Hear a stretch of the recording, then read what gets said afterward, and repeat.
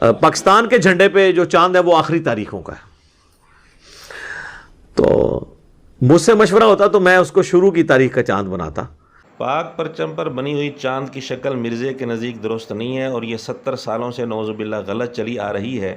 مرزے کا شکوہ ہے کہ پاکستان کے ماہرین نے مرزے سے آ کر مشورہ نہیں کیا تھا. مرزا کہتا ہے چاند کا پیٹ بائیں طرف نہیں ہونا چاہیے تھا بلکہ دائیں طرف ہونا چاہیے تھا. اس بے وقوف کو کوئی یہ بتا دے کہ دنیا کے جن جن ممالک کے جھنڈے پر چاند کی شکل بنی ہوئی ہے ان میں سے اکثر جھنڈوں پر چاند کا پیٹ بائیں طرف ہی ہے جیسا کہ پاک پرچم پر ہے. اس کا مطلب یہ ہوا کہ صرف پاکستان کے ماہرین نہیں بلکہ دنیا کے ان تمام ممالک کے ماہرین آ کر مرزے سے مشورہ کریں اور اپنے اپنے جھنڈوں کو درست کریں. بل یعنی میرے اختیار میں ہوتا تو میں اس جھنڈے کے اوپر جو چاند ہے اس کو سیدھا کر دیتا.